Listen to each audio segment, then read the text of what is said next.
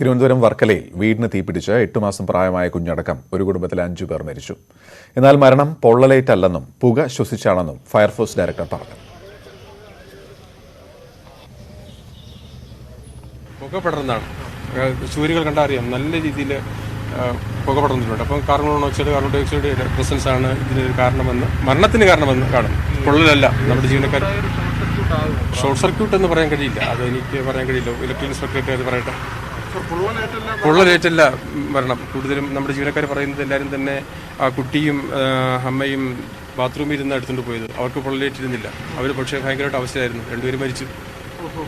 അതൊരു അങ്ങനെ ഇതുകൊണ്ട് തന്നെ പൊള്ളലേറ്റല്ല. ശാസ്ത്രീയ പരിശോധനാ ഫലം ലഭിച്ചതിന് ശേഷമേ മരണകാരണം വ്യക്തമാകൂ.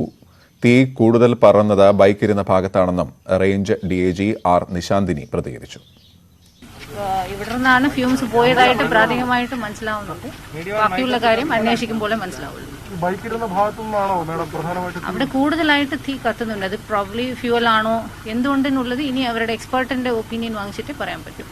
അതിന് എല്ലാം എക്സ്പേർട്ട് വന്നിട്ട് പറഞ്ഞാൽ മാത്രമേ പറഞ്ഞിട്ടുള്ളൂ. കാരണം ഈ ഫയറിന്റെ ഏത് വഴിക്കാണ് പോകുന്നത്, ഒന്നാമത്തെ മേലെല്ലാം ജിപ്സമാണ്, കുറേ സോഫ, അങ്ങനത്തെ പെട്ടെന്ന് തീ കത്താനുള്ള സാധ്യതയുള്ള സാധനങ്ങൾ അകത്തുണ്ട്. ഈ ഹാളും മേലിലുള്ള ഹാളും പൂർണ്ണമായിട്ട് കത്തിയായിരിക്കുന്നത്. പക്ഷെ റൂംസ് എല്ലാം അടച്ചിട്ട നിലയിലായിരിക്കും. വലിയ കാര്യമായിട്ടുള്ള ഒന്നും കാണുന്നില്ല. ബോഡി എനിക്ക് കിട്ടിയ ഇൻഫർമേഷനാണ്, ബോഡി കടന്നതായിട്ടാണ് മനസ്സിലാവുന്നത്. അതായത് ഉറക്കുമ്പോൾ എന്നാണ് പറയുന്നത്. പക്ഷെ കുറച്ചുകൂടി എല്ലാം എടുത്തവർ ആ ടൈമിൽ എടുത്തതായിരിക്കും. So we don't no.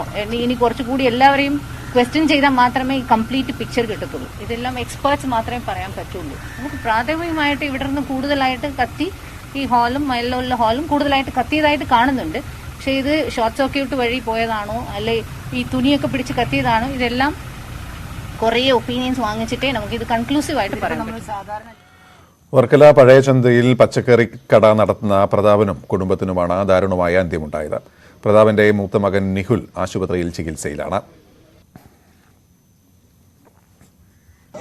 എന്തെങ്കിലും അത്യാഹിതം സംഭവിക്കാനാണ് സാധ്യത എന്നുള്ളതാണ് മനസ്സിലാക്കുന്നത്. പിന്നെ കൂടുതൽ പോലീസിൻ്റെ ഒരു അന്വേഷണത്തിൻ്റെ ഭാഗമായിട്ട് നമുക്ക് പറയാൻ വേണ്ടിയിട്ട് സാധിക്കുള്ളൂ.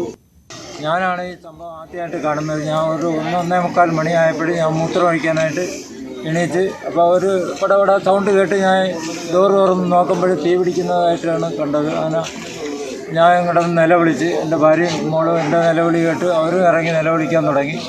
അതിൻ്റെ ഇടയ്ക്ക് എൻ്റെ മോള് അവിടെ ഈ ഒരു ഇപ്പോഴും കിംസിൽ ജീവനോടുള്ള അവനെ ഫോൺ ചെയ്ത് അറിയിച്ചു. ഫോൺ ചെയ്ത് അറിഞ്ഞ് അവൻ ഫോണെടുത്ത് അവനോട് സംസാരിച്ച് ഇങ്ങനെ തീ പിടിക്കുന്നെന്ന് പറഞ്ഞ് അവൻ എണീച്ച് ഒരു 10-20 മിനിറ്റ് കഴിഞ്ഞപ്പോൾ അവൻ പുറത്ത് വന്നായിരുന്നു. പിന്നെ അവൻ്റെ ഭാര്യയും കുട്ടിയും എടുക്കാനായിട്ട് അവൻ മോളിൽ വിട്ടുപോയി. അപ്പോഴത്തന്നെ ഫയർഫോഴ്സും പോലീസും ഒക്കെ വന്ന് അവനെ ആംബുലൻസിൽ ആശുപത്രിയിൽ കൊണ്ടുപോയി. അവൻ ഇപ്പോൾ കിംസിലാണെന്ന് അറിയപ്പെടുന്നു. പിന്നീട് ഓരോരുത്തരായിട്ട് ഫയർഫോഴ്സും ഈ പോലീസുകാരും എല്ലാവരും കൂടെ എടുത്ത് ആശുപത്രിയിൽ കൊണ്ടുപോയി.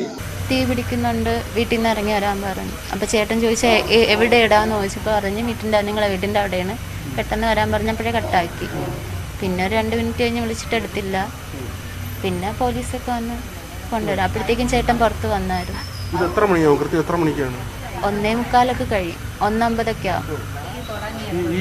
ഫോൺ വിളിച്ച ഉടൻ തന്നെ പുള്ളി പുറത്തോട്ട് വന്നു? ഇല്ല, അപ്പോഴത്തേക്ക് അകത്തൊക്കെ തീ പിടിച്ച് കാണുന്നു. പിന്നെ കണ്ടില്ലായിരുന്നു ചേട്ടന്.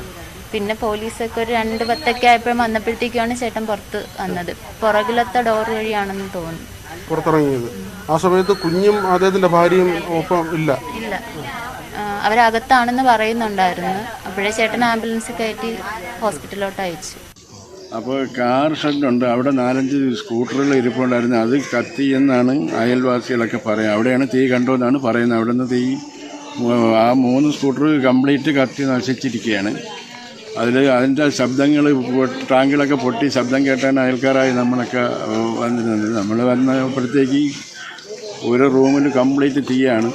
അത് അണയ്ക്കാനുള്ള സൗകര്യങ്ങളിൽ നാട്ടുകാരെല്ലാവരും കൂടെ ചെയ്ത് വെള്ളം അടിച്ചുകൊണ്ടിരുന്നത്. അതുകൊണ്ട് കൂടുതൽ തീ ആളെ കത്തിയില്ല. അപ്പോഴത്തേക്ക് തന്നെ ഫയർഫോഴ്സ് വന്ന് കംപ്ലീറ്റ് തീ അണച്ച്. എന്ന് പറഞ്ഞാൽ എല്ലാവർക്കും കാരണം പഴയന്തയിൽ ഏറ്റവും നല്ലോണം പച്ചക്കറി ബിസിനസ് നടത്തുന്ന ഒരാളാണ്. വർഷങ്ങളായി നമുക്കറിയാം. പിന്നെ നമ്മുടെ വാർഡിലാണ് ഇങ്ങനെ ഒരു സംഭവം നടന്നത്. വളരെ ദുഃഖകരമാണ്. വി വിനോദാണ് ചേരുന്നത്. വിനോദ്, പുകയാണ് ദുരന്തത്തിൻ്റെ ആഴം കൂട്ടിയത് എന്ന് ഫയർഫോഴ്സ് ഉദ്യോഗസ്ഥർ പ്രതികരിച്ചിരിക്കുന്നു. പോലീസിൻ്റെ നിലവിലെ നിഗമനങ്ങൾ എന്തൊക്കെയാണ്? വിശദാംശങ്ങൾ എന്താണ്? ഗോപി, പൊള്ളലേറ്റല്ല മരണങ്ങളെന്ന ഒരു സ്ഥിരീകരണമാണ് ഉണ്ടായിരിക്കുന്നത്. ഫയർഫോഴ്സ് ടെക്നിക്കൽ ഡയറക്ടർ സ്ഥലം സന്ദർശിച്ചു. അദ്ദേഹം പറഞ്ഞത് ഈ വിഷപ്പുക ശ്വസിച്ചാണ് മരണങ്ങൾ സംഭവിച്ചത്. അതോടൊപ്പം തന്നെ നിഖിലിൻ്റെ ഭാര്യയും 8 മാസം പ്രായമുള്ള കുഞ്ഞും ബാത്റൂമിനുള്ളിലായിരുന്നു. അവർ നിലത്തിരിക്കുന്ന നിലയിലായിരുന്നു. അവരും അവശ നിലയിലായിരുന്നു. ഈ ഫയർഫോഴ്സ് ഉദ്യോഗസ്ഥർ എത്തി അവരെ പുറത്തെടുക്കാൻ ശ്രമിക്കുമ്പോൾ അവർ തീർത്തും അവശ നിലയിലായിരുന്നു. ആ തരത്തിൽ തന്നെയാണ് ഈ മരിച്ച മറ്റ് 3 പേരും മുറികളിൽ ഉണ്ടായിരുന്നത്. മരണപ്പെടുകയോ അല്ലെങ്കിൽ തീർത്തും അവശ നിലയിലോ ആയിരുന്നു ഈ മുഴുവൻ പേരെയും ഇവിടെ കണ്ടെത്തുന്നത്. 5 പേരാണ് വീട്ടിൽ ആകെ മരിച്ചത്. 6 പേരുള്ള കുടുംബത്തിലാണ് 5 പേർക്ക് ദാരുണാന്ത്യം ഉണ്ടായത്. ഇത് തീപിടുത്തം സംബന്ധിച്ച് ഇതുവരെയും ഒരു വ്യക്തത വന്നിട്ടില്ല. എന്തുകൊണ്ടാണ് ഈ അപകടം, ഏത് തരത്തിലാണ് തീ ഉണ്ടായത് എന്നതിൽ ഇതുവരെയും ഒരു വ്യക്തത ഉണ്ടായിട്ടില്ല. 2-3 സാഹചര്യങ്ങളാണ് പരിശോധിക്കുന്നത്. ഒന്ന് ഷോർട്ട് സർക്യൂട്ടിൻ്റെ സാഹചര്യം, അതിനുശേഷം AC-യിലോ മറ്റോ ഷോർട്ട് സർക്യൂട്ട് ഉണ്ടാവുകയും പിന്നീട് വീടിനുള്ളിൽ തീ പടർന്നതാണോ എന്നാണ് പരിശോധിക്കുന്നത്. മറ്റൊന്ന് വീടിനുള്ളിൽ തന്നെ തീ പിടിക്കാനുള്ള സാഹചര്യം, എന്തെങ്കിലും കത്തിപ്പടരാനുള്ള തരത്തിലുള്ള വസ്തുക്കൾ ഉണ്ടായിരുന്നോ എന്ന കാര്യങ്ങൾ പരിശോധിക്കുന്നുണ്ട്. ഇത്തരത്തിൽ പിന്നെ അല്ലെങ്കിൽ ഏതെങ്കിലും തരത്തിലുള്ള ദുരൂഹമായ ഇടപെടൽ, തീപിടുത്തത്തിന് പുറത്തു നിന്നോ അല്ലെങ്കിൽ ഏതെങ്കിലും തരത്തിലുള്ളൊരു ഇടപെടൽ ഈ തീപിടുത്തത്തിൽ മനഃപൂർവ്വം ഉണ്ടാക്കിയ തീപിടുത്തമാണോ, ഇത്തരം കാര്യങ്ങളൊക്കെ തന്നെയാണ് പോലീസ് പരിശോധിക്കുന്നത്. ഇന്നിപ്പോൾ റേഞ്ച് DIG പറഞ്ഞത് വാഹനങ്ങൾ, പ്രത്യേകിച്ച് ഈ ബൈക്കുകൾ 4 ബൈക്കുകളാണ്. വീടിൻ്റെ 2 വശത്താണ് വാഹനങ്ങൾ പാർക്ക് ചെയ്യുന്നത്. ഒരു വശത്ത് കാറുകളും മറ്റൊരു വശത്ത് ബൈക്കുകൾ. ഈ ബൈക്കുകൾ ഇരുന്ന ഭാഗത്താണ് വലിയ തോതിൽ തീ പടർന്നു പിടിച്ചത്. അതിന് ഒരുപക്ഷെ തീപിടുത്തം ഉണ്ടായത് ആ ബൈക്കുകൾ ഇരുന്ന സ്ഥലത്ത് തന്നെ ആവണമെന്നില്ല. മറിച്ച് തീപിടുത്തം ഉണ്ടാവുകയും ബൈക്കിരുന്ന സ്ഥലത്തേക്ക് ഈ തീപിടുത്തം അല്ലെങ്കിൽ തീ പടർന്ന് പിടിക്കുകയും പിന്നീട് ഈ ബൈക്കുകളിൽ പെട്രോളുണ്ട്. അതുകൊണ്ട് തന്നെ ഒരു ബൈക്കിൽ തീപിടുത്തം ഉണ്ടായ ശേഷം ആ പെട്രോൾ ടാങ്ക് പൊട്ടിത്തെറിച്ച് മറ്റ് ബൈക്കുകളിലേക്ക് കൂടി തീ പടരുകയും ആ ബൈക്കുകളിലെല്ലാം തന്നെ പെട്രോളുണ്ട്. അതുകൊണ്ട് തന്നെ ഒരുപക്ഷെ ഈ പെട്രോളിൻ്റെ സാന്നിധ്യം കൊണ്ട് ഈ സ്ഥലത്ത് കൂടുതൽ തീപിടുത്തം ഉണ്ടായതായിരിക്കാം. അതുകൊണ്ട് തന്നെ ആദ്യം തീപിടുത്തം ഉണ്ടായ സ്ഥലം ഇതാണെന്ന് നമുക്ക് പറയാൻ കഴിയില്ല. ഒരുപക്ഷെ വീടിന് പുറത്തിരിക്കുന്ന AC-യുടെ ഭാഗങ്ങളിലോ വീടിനുള്ളിൽ തന്നെയുമോ ഷോർട്ട് സർക്യൂട്ട് മൂലമോ അല്ലെങ്കിൽ മറ്റേതെങ്കിലും തരത്തിലോ തീപിടുത്തം ഉണ്ടാകാൻ സാധ്യതയുണ്ട് എന്നൊരു നിഗമനമാണ്. ഏതായിരുന്നാലും പൊള്ളലേറ്റല്ല ഈ മരണങ്ങൾ സംഭവിച്ചിരിക്കുന്നത്. 5 പേരും മരിച്ചത് ശ്വാസം മുട്ടിയാണ്, പുക ശ്വസിച്ചാണ്, വിഷപ്പുക ശ്വസിച്ചാണ്. ആ തരത്തിലുള്ള കണ്ടെത്തലാണ്. പക്ഷേ ഇനിയും ശാസ്ത്രീയമായ പരിശോധനാ ഫലങ്ങൾ പുറത്തു വരേണ്ടതുണ്ട്. തീർച്ചയായും അരുൺ, പോലീസ് അന്വേഷണം തുടരുകയാണ്. അവരിൽ നിന്നും കൂടുതൽ വിവരങ്ങൾ ശാസ്ത്രീയമായി തന്നെ പരിശോധിച്ച് നമുക്കും ലഭ്യമാവും. വിനോദ, ഒരു കാര്യം കൂടി, ഇപ്പോൾ കാണുമ്പോൾ വീടിൻ്റെ ജനലുകളൊക്കെ തുറന്നിരിക്കുന്ന മാതിരിയാണ്. പക്ഷേ സംഭവം നടക്കുമ്പോൾ അടച്ചിട്ടിരിക്കുകയായിരുന്നു. എന്തായിരുന്നു DIG നിശാന്തിനി പറഞ്ഞത്? എല്ലാ മുറികളും അടച്ചിട്ടിരിക്കുകയായിരുന്നു അല്ലേ? എങ്ങനെയാണ് അത് മനസ്സിലാക്കുന്നത്? ഗോപി, ഇത് രക്ഷാപ്രവർത്തനത്തിൻ്റെ ഭാഗത്ത് പിന്നീട് വാതിലുകളും ജനലുകളും തുറന്നതാണ്. വെള്ളം ഓസ് വഴി അടിക്കുന്നതിനും പിന്നീട് അകത്ത് കയറിയ ശേഷം ഈ പുക പുറത്തേക്ക് കളയുന്നതിനും മറ്റുമായി രക്ഷാപ്രവർത്തനത്തിൻ്റെ ഭാഗമായി തുറന്നതാണ്. ഈ ജനാലുകളും വാതിലുകളും എല്ലാം അടഞ്ഞ നിലയിലാണ്. AC ഉള്ള മുറികളാണ്. അതുകൊണ്ട് തന്നെ ഇവിടെ പുക ഈ വീടിനുള്ളിൽ പുറത്തു പോകാതെ നിന്നു എന്ന ഒരു വിശദീകരണമാണ് ഫയർഫോഴ്സ് ഉദ്യോഗസ്ഥരുടെ ഭാഗത്ത് നിന്ന് കിട്ടുന്നത്. ഇത് ഈ അപകടം നടന്ന വീടാണ്. ഇതിന് നേരെ മറുവശത്തുള്ള ആളാണ് ആദ്യം ഈ തീപിടുത്തം കാണുന്നത്. അദ്ദേഹം പറയുന്നത്, അദ്ദേഹത്തിൻ്റെ വാക്കുകൾ അനുസരിച്ചാണെങ്കിൽ പുലർച്ചെ 1:45 അദ്ദേഹത്തിൻ്റെ ശ്രദ്ധയിൽ ഇത് പെടുന്നത്.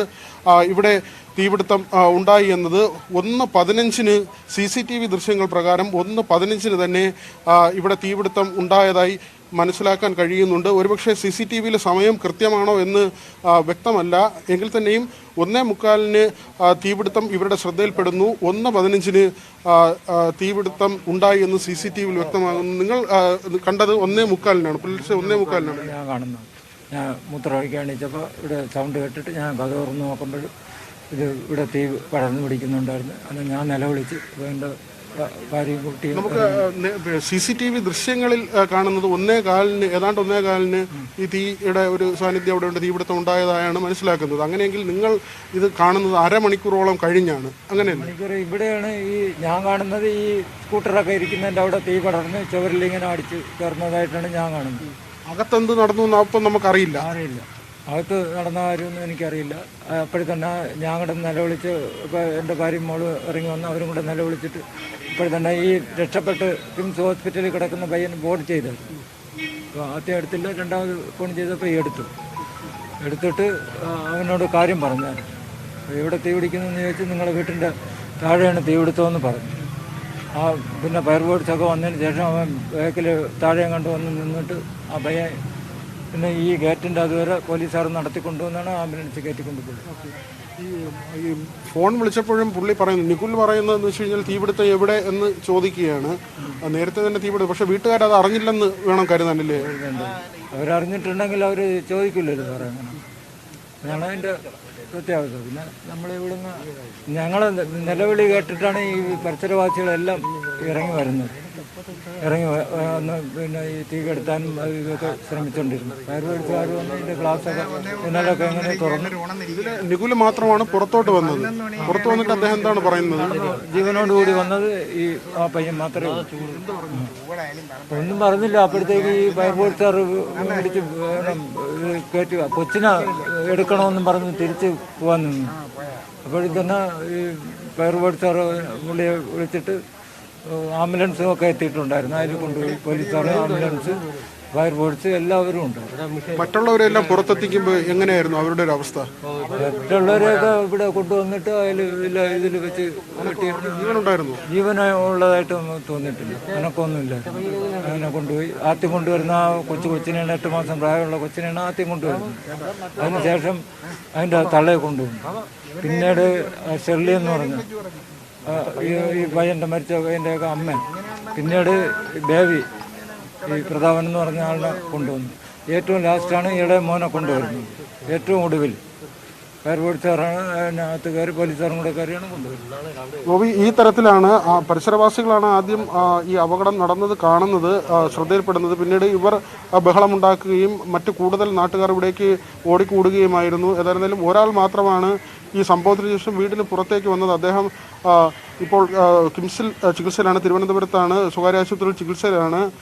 നില ഗുരുതരമായി തുടരുകയാണ്. 60% പൊള്ളലേറ്റിട്ടുണ്ട്. അതോടൊപ്പം തന്നെ ശ്വാസകോശ സംബന്ധമായ പ്രശ്നങ്ങൾ, ശ്വസനത്തിനൊക്കെ വലിയ ബുദ്ധിമുട്ട് അനുഭവപ്പെടുന്നതാണ് നമുക്ക് ആശുപത്രിയിൽ നിന്ന് അറിയാൻ കഴിയുന്നത്. ഏതായിരുന്നാലും നികുലിന് മാത്രമാണ് ഇതിൽ എന്തെങ്കിലും പറയാൻ കഴിയുക. അദ്ദേഹത്തിൻ്റെ ആരോഗ്യനില ഇപ്പോഴും ഗുരുതരമായി തുടരുകയുമാണ്.